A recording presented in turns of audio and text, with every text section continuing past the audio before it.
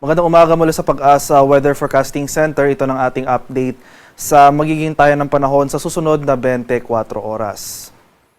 Makikita natin dito sa ating latest satellite images itong mga makakapal na kaulapan na umiiral sa silangang bahagi ng Luzon ay ang patuloy na epekto ng shear line o yung salubungan ng mainit at malamig na hangin. At sa kasalukuyan itong shear line ay nakakaapekto dito sa silangang bahagi ng Southern Luzon. Samantala ito ng mga kaulapan na nakakaapekto sa silangang bahagi ng Visayas at Mindanao ay dulot naman ng easterlies o yung hangin na nanggagaling sa Karagatang Pasipiko. Sa Metro Manila at lalabing bahagi ng Luzon, yung weather system na makakaapekto sa atin ay ito namang northeast monsoon o yung malamig na hanging amihan.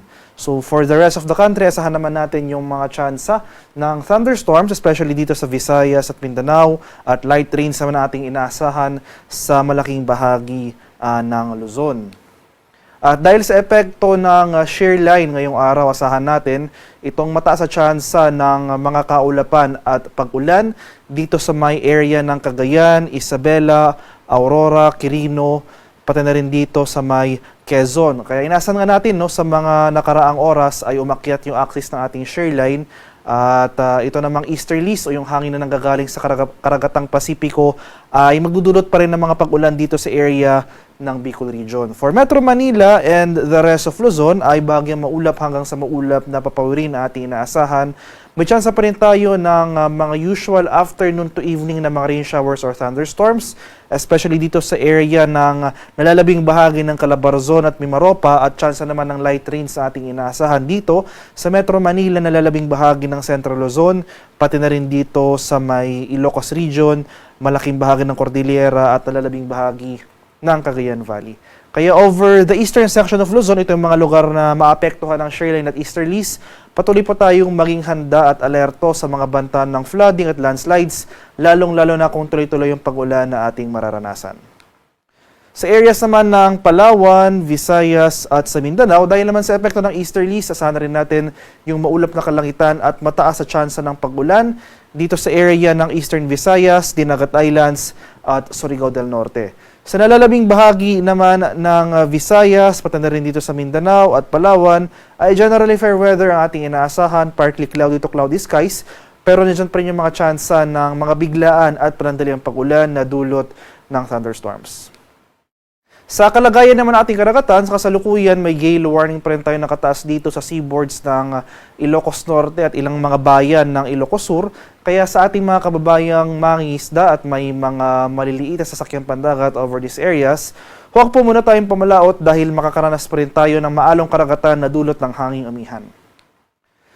At para naman sa ating weather outlook sa mga susunod na araw, dahil sa epekto ng shear line na patuloy ngang aakyat yung axis nito hanggang bukas. So bukas araw ng linggo, inaasahan natin na magdudulot pa rin ng mga kaulapan at pag-ulan itong shear line sa silangang bahagi ng Northern at Central Luzon. So sa malaking bahagi ng Cagayan Valley, pati na rin dito sa Aurora, possibly ito na rin northern portion ng Quezon, bukas araw ng linggo asan pa rin natin yung mga pag-ulan na dulot ng shear line.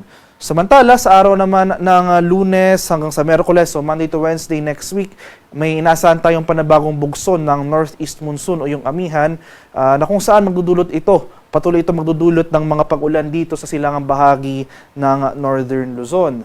Samantala, ito namang eastern section ng Mindanao sa may Caraga at Davao Region ay posible rin tayong makaranas dyan ng mataas sa tsansa ng mga kaulapan at pag-ulan. Sa mga lugar ko pong di nabanggit so for Metro Manila at nalalabing bahagi ng ating bansa throughout the rest of the forecast period, generally fair weather ang ating inaasahan, pero magdala pa rin tayo lagi ng payong dahil nandyan pa rin yung mga tsansa, mataas pa rin yung mga tsansa ng thunderstorm activity, especially sa dakong hapon o sa gabi.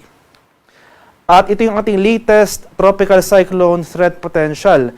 So inaasahan natin na for next week, ay posibleng may mamuong low pressure area sa ating monitoring domain within the Philippine Area of Responsibility na kung saan posibleng mamuo ito at posibleng lumapit yung weather disturbance o yung possible low pressure area papalapit sa ating kalupaan na kung saan posible nga itong magdulot ng mga kaulapan at pag-ulan dito sa silangang bahagi ng Mindanao. Kaya patuloy po tayong umantabay sa updates na pinapalabas ng Pag-asa, yung mga daily weather updates natin.